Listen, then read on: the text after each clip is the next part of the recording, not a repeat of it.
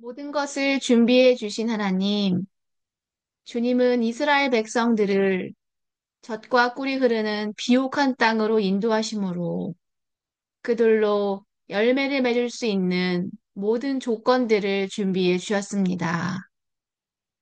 또한 주님은 예수 그리스도의 십자가와 부활을 통해 우리들이 열매를 맺을 수 있는 모든 여건들도 마련해 주셨습니다. 주님, 이 시간 작디 작은 겨자씨와 같은 우리들이 옥토와도 같은 예수 그리스도의 품 안에 들어갑니다. 예수 그리스도 안에는 풍부한 은혜와 자비가 있고 세상 어디에서도 찾을 수 없는 영원한 생명이 있사오니 주여 우리로 날마다 그 주님 안에 들어가 즐거이 거하게 하옵소서. 옥토 대신 예수님 안으로 들어가기만 하면 우리는 반드시 튼실한 열매를 맺을 수 있음을 알고 세상과 하나님 사이에서 왔다 갔다 하던 길에서 돌이켜 오롯이 주 하나님 한 분만을 향하여 걸어가게 하옵소서. 그렇게 온전한 회개로 주 안에 머물 때에 우리는 반드시 큰 나무로 자라나 어렵고 힘겨운 영혼들의 둥지가 되어 줄 수 있을 줄 믿습니다. 예수님의 이름으로 기도드립니다. 아멘. 오늘 말씀, 수요일 말씀은 민수기서 13장 말씀과 누가복음 13장 말씀입니다. 네, 구약성경 먼저 읽고 우리 묵상하도록 하겠습니다. 민수기서 13장 17절부터 27절 말씀 성경 봉독하겠습니다. 모, 모세는 그들을 보내어 가나안 땅을 정탐하게 했습니다. 모세가 말했습니다. 가나안 남쪽 네게부 지방에 갔다가 산악 지방으로도 가시오. 그 땅이 어떻게 생겼는지 살펴보시오. 그 땅에 사는 백성이 강한지 약한지 적은지 많은지 살펴보시오. 그리고 그들이 사는 땅이 어떤가 살펴보시오. 좋은 땅인지 나쁜 땅인지 살펴보시오. 그들이 사는 마을은 어떤지, 마을에 성벽이 있는지 아니면 훤히 트인 들판의 진과 같은지 살펴보시오. 흙은 어떤지, 기름진지 메마른지, 나무는 자라는지 살펴보시오. 그 땅에서 자라는 열매도 가져오시오. 그때는 첫 열매가 맺히는 계절이었습니다. 그리하여 그들은 올라가서 그 땅을 정탐했습니다. 그들은 신광야에서부터 하맛 어기 르홉에 이르기까지 그 땅을 정탐했습니다. 그들은 가나안 남쪽 네게브를 거쳐 헤브론에까지 이르렀습니다. 헤브론에는 아히만과 세세와 달메가 살았습니다. 그들은 아낙 자손이었습니다. 헤브론 성은 이집트의 소환보다 7년 먼저 세워졌습니다. 그들은 에스골 골짜기에서 포도 한 송이가 달려 있는 포도나무 가지 하나를 꺾었습니다. 그리고 두 사람이 장대를 메고 장대 가운데에 포도나무 가지를 매달아서 날랐습니다. 그들은 석류와 무화과도 땄습니다. 그들은 그곳을 에스골 골짜기라고 불렀습니다. 이스라엘 백성이 그곳에서 포도나무 가지를 꺾었기 때문입니다. 그들은 40일 동안 가나안 땅을 정탐한 뒤에 진으로 돌아왔습니다. 그들은 가데스에 있는 모세와 아론과 모든 이스라엘 백성에게로 돌아왔습니다. 가데스는 바란 광야에 있습니다. 그들은 모세와 아론과 모든 이스라엘 백성에게 보고를 하고 그 땅에서 가져온 과일을 보여주었습니다. 그들이 모세에게 말했습니다. 당신이 가라고 한 땅에 갔었습니다. 그 땅은 온갖 식물이 아주 잘 자라는 땅입니다. 거기에서 자라는 열매를 여기에 가져왔습니다. 네, 아멘. 잠시 개인적으로 말씀 묵상하겠습니다. 같이 말씀 보겠습니다. 오늘 본문은 정탐꾼을 보내는 내용이죠. 출애굽 이스라엘 백성들이 약속의 땅인 가나안 근처에 도착을 했고 이제 가나안에 들어가기 전에 먼저 정탐꾼을 보내서 살펴보도록 그렇게 했습니다. 각 지파에서 한 명씩 12명이 지역을 나눠서 살펴봅니다. 40일 동안 가나안 전 지역을 정탐하는 거죠. 한 왕복으로 800km 약 800km 정도 되는 그곳을 이제 12명이 정탐을 합니다. 가나안 땅을 어떻게 살펴야 하는지 정탐 방법에 대해서 언급한 부분이 오늘 본문입니다. 오늘 쭉 내용을 보면 어떤 걸 정탐했는지 우리도 알 수 있도록 그렇게 자세히 기록해 놨죠. 땅이 어떻게 생겼는지, 그 땅 주민들은 강한지 약한지, 많은지 적은지, 땅 상태는 어떤지, 흙은 어떻고 나무는 어떻고, 체크리스트가 좀 꼼꼼하게 준비되어 있는 것 같습니다. 정탐을 다 하고 정탐꾼들이 돌아오면서 포도나무 가지 하나를 꺾어왔다라고 합니다. 그런데 이제 23절에 보시면 그 포도 한 송이가 달려있는 포도나무 가지라고 했는데 엄청나게 큰 송이죠. 두 사람이 장대에 매달아서 날랐다 이렇게 말합니다. 아마도 지금은 볼 수 없는 그런 품종의 포도였던 것 같은데, 아무튼 그 땅이 풍요로운 땅임을 보여주고 있는 그런 증거입니다. 정탐꾼들의 총평은 이렇습니다. 27절에 그 땅은 온갖 식물이 아주 잘 자라는 땅입니다. 거기에서 자라는 열매를 여기에 가져왔습니다. 하나님이 약속하셨던 대로 정말 그 땅은 젖과 꿀이 흐르는 것 같은 풍요롭고 기름진 땅이었습니다. 자, 정탐꾼들을 통해서 이스라엘이 알게 된 게 무엇입니까? 하나님은 약속대로 정말 그런 땅을 준비하셨다라는 거죠. 그냥 한 말이 아니라, 그리고 약속하신 이후에 막 준비를 시작하신 것이 아니라 정말 그 땅을 이미 준비하셔서 이스라엘에게 주려고 하신 것이다. 이 말씀을 보면서 우리는 한 가지 분명히 다시 확인해야 합니다. 하나님이 우리에게 약속하실 때는 그 약속을 지킬 준비가 하나님 쪽에서 이미 다 되어 있다는 것입니다. 너희가 이렇게 하면 내가 이런 복을 주리라 라고 하셨던 그것을 이미 다 준비하셔서 우리에게 줄 준비를 마치셨다는 것이죠. 그렇다면 우리는 그 약속을 지키고 하나님이 약속대로 주시겠다고 하신 것을 받으면 되는 것입니다. 그러니까 약속이라는 측면에서 우리가 이제 약속을 지켜야 된다라는 것이죠. 우리에게 돌이키면 돌이키는 그 열매를 맺고, 그리고 그 열매를 먹을 수 있다라고 하신 대로 우리가 돌이켜 행하면 그 행한 대로 우리는 받을 수 있는 것입니다. 주님께서는 약속하신 것들을 준비하셨다라는 것을 오늘 본문을 통해서 우리는 다시 한번 확인할 수 있습니다. 자, 이제 누가복음 본문 보겠습니다. 누가복음 13장 18절부터 21절 말씀 봉독하고 함께 묵상하겠습니다. 예수님께서 말씀하셨습니다. 하나님 나라는 무엇과 같으며 무엇에 비교할 수 있을까? 하나님 나라는 어떤 사람이 자신의 밭에 가지고 가서 뿌린 겨자씨와 같다. 그 씨가 자라고 나무가 되어서 공중의 새들이 그 가지에 둥지를 틀었다. 예수님께서 또 말씀하셨습니다. 하나님 나라를 무엇에 비교할 수 있을까? 하나님 나라는 마치 누룩과 같다. 어떤 여자가 이것을 가져다가 밀가루 3말에 섞으니 전체가 부풀게 되었다. 아멘. 잠시 개인적으로 말씀 묵상하겠습니다. 같이 말씀 보겠습니다. 짧은 본문이죠. 예수님의 하나님 나라 비유입니다.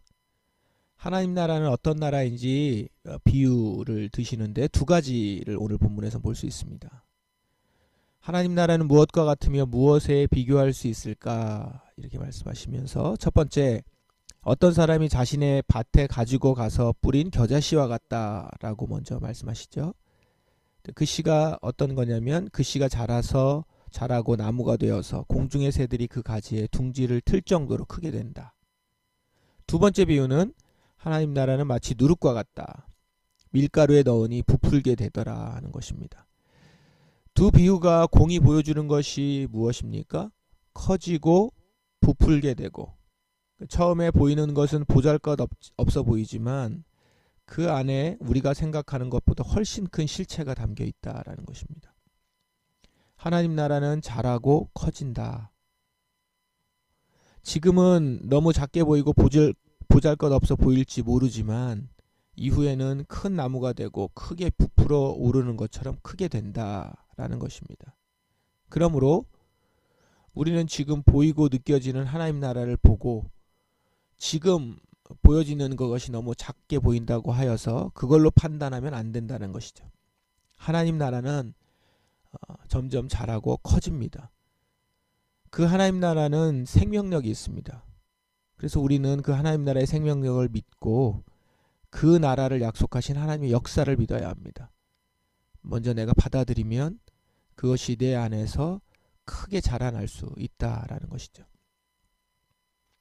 두 본문을 회개와 열매라는 주제로 종합을 해보십시다. 회개와 열매라는 주제로 종합하는 마지막 날인데요. 하나님은 이스라엘에게 약속하신 땅을 이미 준비시켜 주셨습니다. 이제껏 광야에서 말씀하신 그 나라를 이제 약속의 땅에 들어가서 이뤄내면 됩니다. 그 모든 것을 여건을 하나님이 이미 다 준비하셨다라는 것이죠. 그 실체를 정탐꾼을 통해서 이스라엘은 다 보았습니다. 이제 이스라엘은 그 땅에 들어가서 언약의 말씀대로 살아가기만 하면 됩니다. 이것은 마치 예수님이 말씀하신 하나님 나라 같습니다. 처음에 이스라엘이 약속을 받았을 때는 겨자씨처럼 작아 보였을지 모르겠습니다. 누룩처럼 아무것도 아닌 것처럼 생각되었을 수도 있습니다.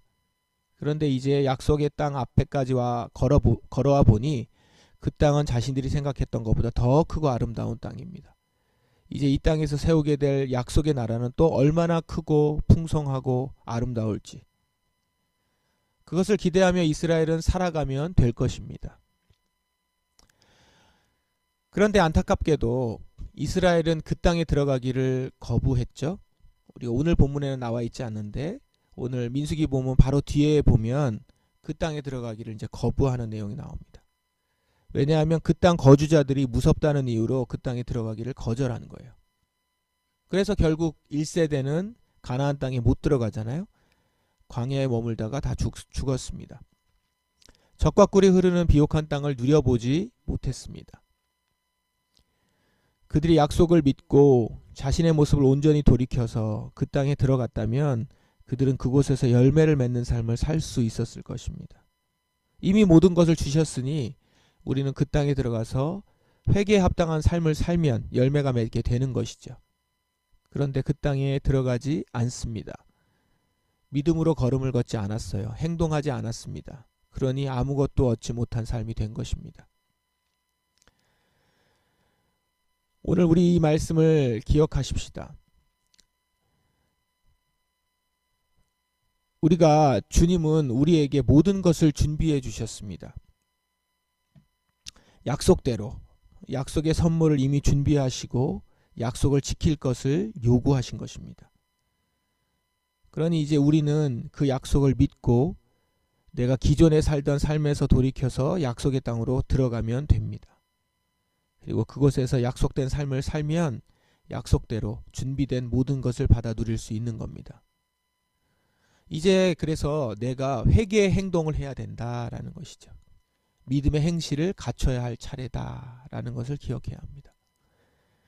이스라엘처럼 다시 이집트로 돌아가겠다라는 생각을 하지 말고 약속의 땅으로 이제 믿음을 가지고 들어가면 되는 것이죠.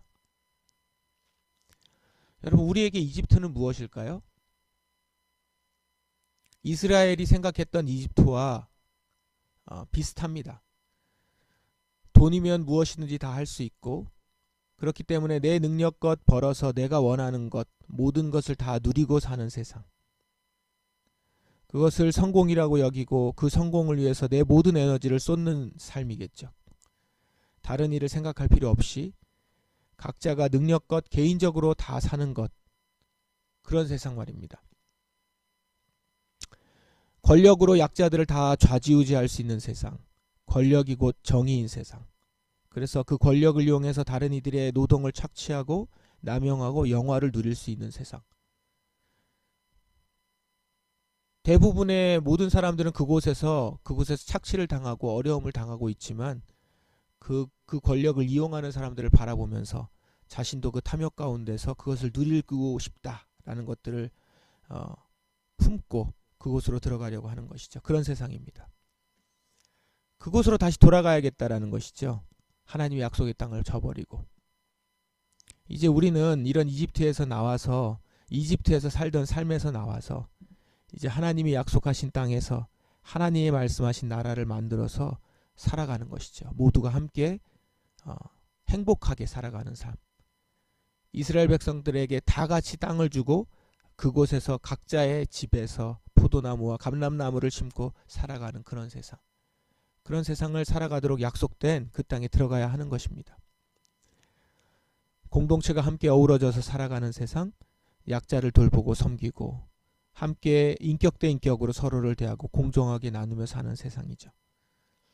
권력을 가진 자들은 더 많이 섬기고 정직하게 다스리고 재판하는 세상. 하나님이 그런 세상을 약속하시면서 가나안 땅으로 인도하셨거든요.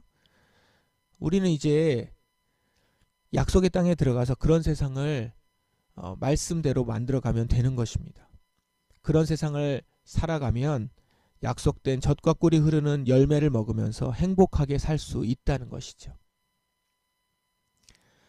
그러므로 여러분, 이제 우리는 우리에게 약속하신 그 일들, 하나님의 약속들을 깊이 묵상하면서 이제는 그것을 생각으로만, 마음으로만 품지 말고 그 약속의 말씀들을 가지고 삶을 살아가야 합니다. 행동해야 하는 것이죠. 그게 이제 온전한 회개일 것입니다. 이렇게 온전한 회개로 주 안에서 머물도록 합시다. 그러면 내 안에 하나님 나라는 반드시 자라나서 그것이 커지고 정말 그 약속의 은혜들을, 열매들을 다 먹을 수 있을 것입니다. 나만 그렇게 살아가는 것이 아니라 그것은 내 주변에 또한 어렵고 힘겨운 영혼들도 그 하나님 나라를 맛볼 수 있게 될 줄 믿습니다. 예수님께서 십자가의 고난과 부활을 통해서 우리에게 열매 맺을 수 있는 모든 여건을 마련해 주셨음을 우리는 믿습니다. 이제는 우리가 세상을 쫓아 살아가던 그 길에서 돌이켜서 주님만을 향하여 걸어가는 우리가 되기를 바랍니다. 이집트를 돌아보지 말고 약속의 땅을 향하여서 믿음을 가지고 나아가는 우리가 되어야 될 줄 믿습니다. 그 약속을 행하는 가운데서 그 땅에 들어가서 말씀대로 살아가는 가운데 그 약속 가운데 담긴 축복들, 그전에는 겨자씨처럼 작게 보이던 것들이 정말 커지면서 그 안에 있는 축복들을 다 받아 누릴 수 있게 될 줄 믿습니다. 주의 약속을 다 받아 누릴 수 있는 저와 여러분, 우리가 되기를 주님의 이름으로 축원합니다. 함께 기도하겠습니다. 우리 말씀 가운데서 오늘 말씀을 믿고 약속의 땅을 오늘 우리에게 주셨고 주님께서 많은 약속의 말씀을 하셨던 것들을 기억하며 이제 약속을 살아가는 우리가 되길 원합니다. 주님, 이집트를 돌아보지 아니하고 가나안 땅을 향해 나아가겠습니다. 믿음으로 그 땅을 취하겠습니다. 주님께서 약속하신, 미리 약속하시고 이미 약속하신 그 땅의 모든 것들을 받아 누리게 하옵소서. 이렇게 기도하십시다. 다 같이 통성으로 기도하겠습니다.